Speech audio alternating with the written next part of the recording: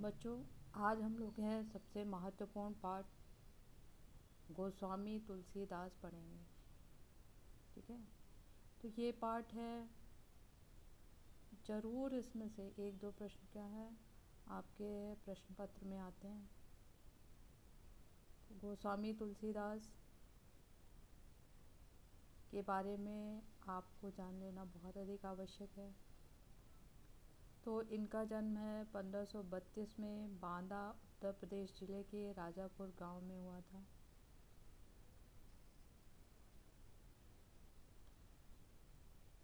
ये राम भक्ति धारा के सबसे प्रमुख कवि माने जाते हैं। बच्चों, आपको सबको मालूम है कि भक्ति काल में कई धाराएं फूटी। ठीक है, भक्ति काल का आरंभ आदिकाल के बाद हुआ था। तो जब हमारे देश में विदेशी आक्रमणकारी आने लगे तब, और राजा इतने निर्बल हो गए थे, उस समय क्या भक्ति काल का उदय हुआ। तो लोगों को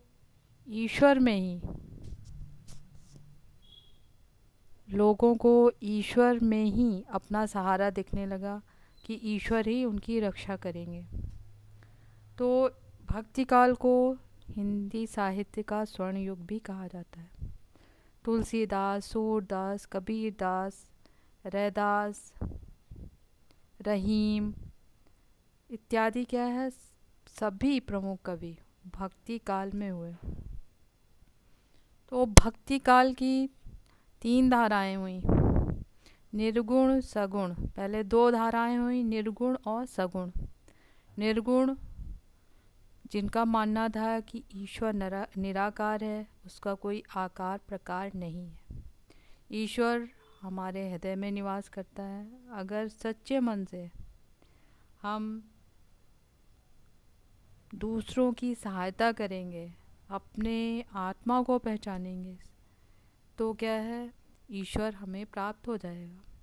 तो इसके प्रमुख कवि क्या है, कबीरदास माने जाते हैं।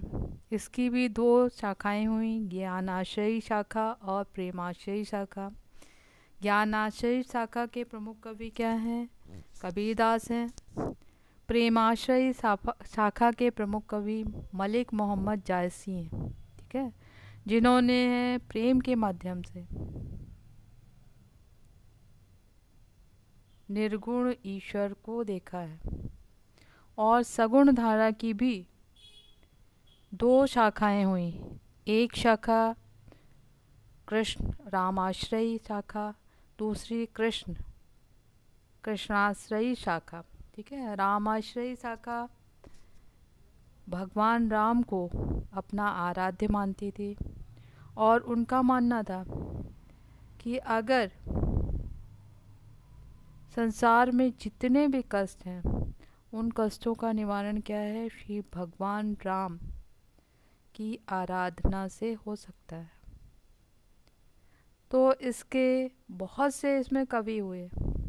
ठीक है, परंतु इसके प्रमुख कवि तुलसीदास जी माने जाते हैं। और कृष्ण भक्ति शाखा के भी बहुत से कवि हुए, परंतु उसके प्रमुख कवि क्या है, सूरदास माने जाते हैं। तो इस तरह से क्या है, तुलसीदास रामाश्रयी शाखा के प्रमुख कवि थे। इनकी बहुत सी रचनाएं हैं। इनमें प्रमुख है रामचरितमानस,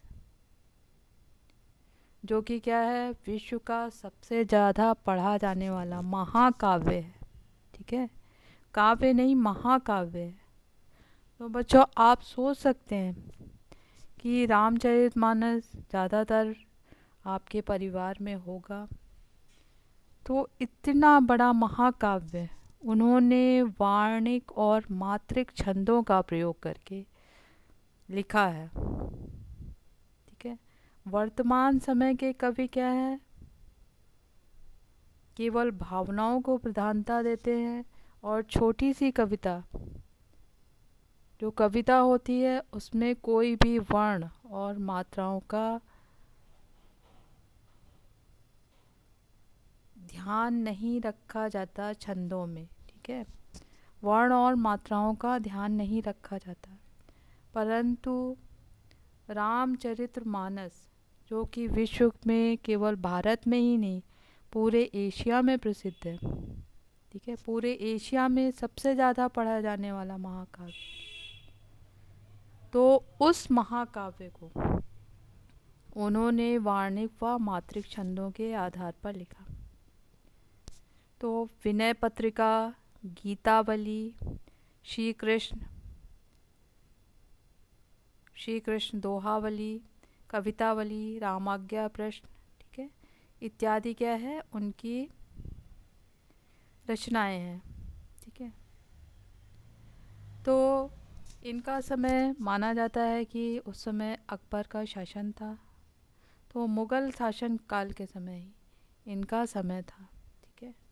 और 1632 में है इनकी मृत्यु हो गई। तो आपके मन में प्रश्न होगा कि इन्होंने वार्णिक और मात्रिक छंद क्या होते हैं, ठीक है। बच्चे कई बार प्रश्न करते हैं कि मुक्त छंद क्या होता है, वार्णिक और मात्रिक छंद क्या होता है, ठीक है।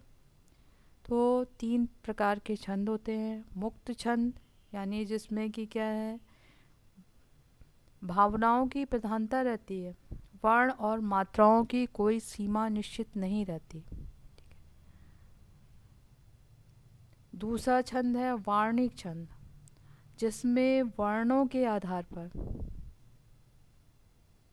वर्ण आप जानते हैं वर्ण क्या होते हैं, अक्षरों को वर्ण कहते हैं, वर्णों के आधार पर गिन करके वो काव्य लिखा जाता है, ठीक है।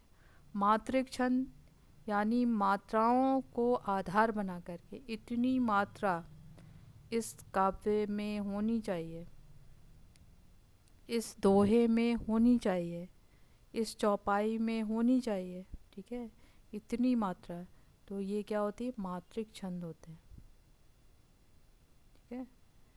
तो उन्होंने वार्णिक और मात्रिक दोनों छंदों का प्रयोग किया है। जैसे उनका है कवितावली से जो है आपके इसमें पाठ्य पुस्तक में है, उसमें वार्णिक छंद है।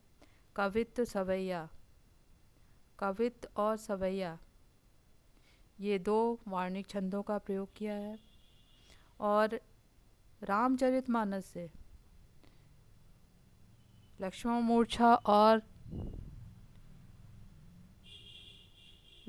मूर्छा और राम का संवाद, ठीक है, इसमें उन्होंने क्या है मात्रिक छंदों का प्रयोग किया है। तो 3 मात्रिक छंद हैं, दोहा, सोरठा और चौपाई, ठीक है। तो मैं उसके आपको बाद में आगे में बताऊंगी, ठीक है।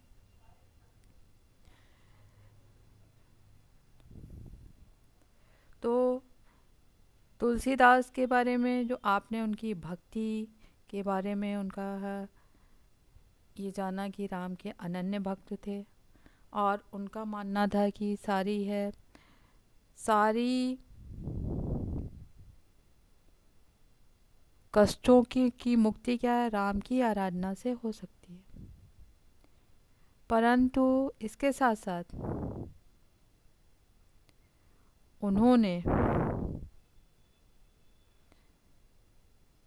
जो उस समय समाज में चल रही थी बुराइयां, उन पर भी अपनी दृष्टि डाली। ऐसा नहीं था कि वो भक्ति ही नहीं करने वाले थे, बल्कि है उन्होंने समाज से भी अपने को जो उन्होंने लोक भाषा, अवधी व ब्रज भाषा में अपने साहित्य को लिखा, ठीक है।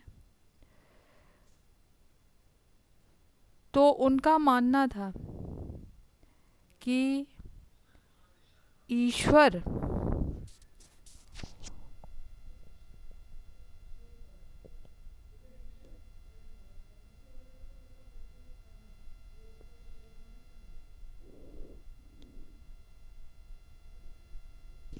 उनका मानना था कि ईश्वर क्या है, सभी में निवास करता है, ठीक है, ईश्वर की आराधना ही इन सबों से मुक्ति दिला सकती है।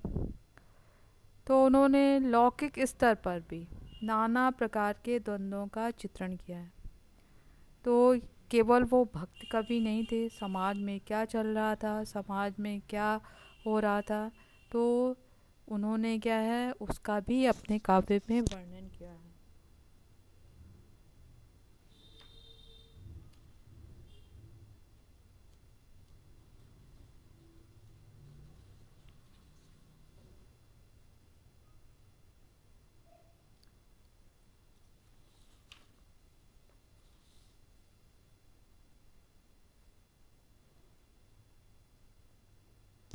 तो तुलसीदास को लोक और शास्त्र दोनों की गहरी जानकारी थी।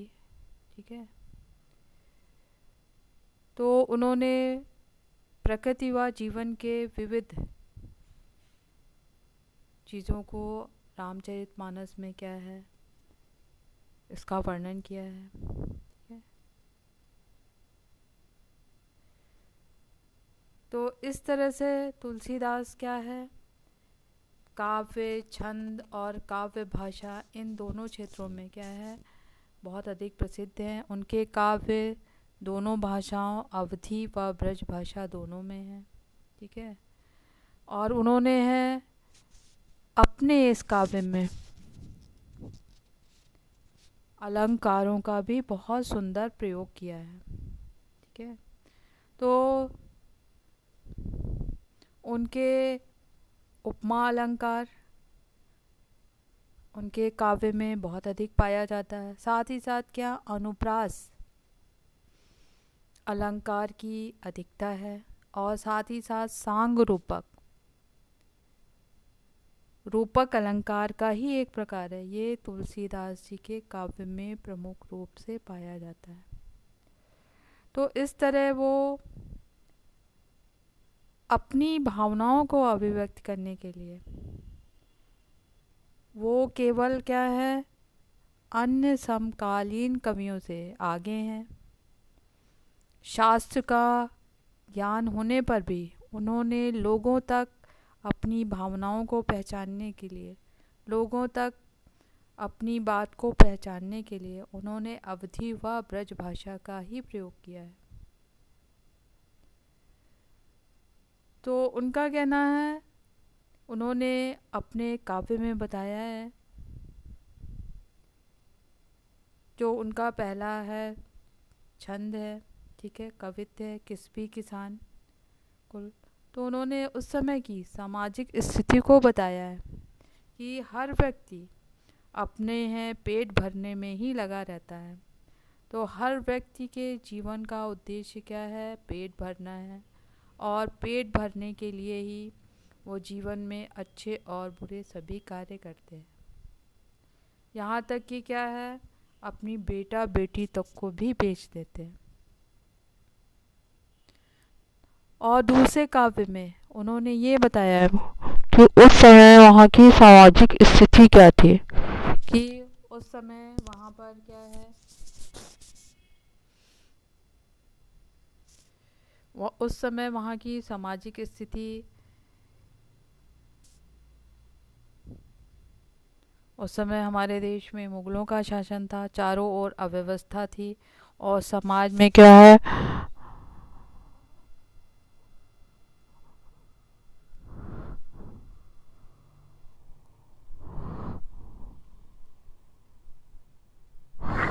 समाज में चारों ओर अव्यवस्था फैली हुई थी। तो इसको उन्होंने क्या है इसमें बहुत ही सुंदर तरीके से इसका वर्णन किया है। ठीक है, चारों ओर अव्यवस्था थी, चारों ओर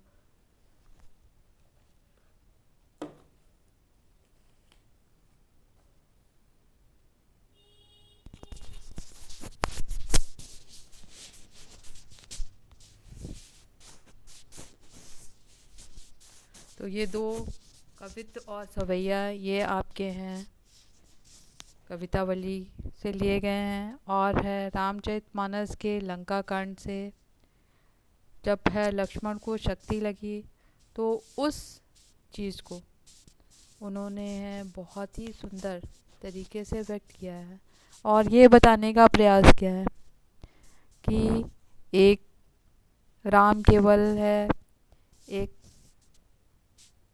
भगवान भी ही नहीं है, बल्कि एक मर्यादा पुरुषोत्तम है और मर्यादाओं का पालन किस तरह से किया जाता है। तो राम की भक्ति हमारे सामने ये उदाहरण प्रस्तुत करती है कि एक समाज में एक व्यक्ति का क्या है, दूसरे के प्रति क्या कर्तव्य होना चाहिए। ठीक है, एक भाई का दूसरे भाई के प्रति प्रेम,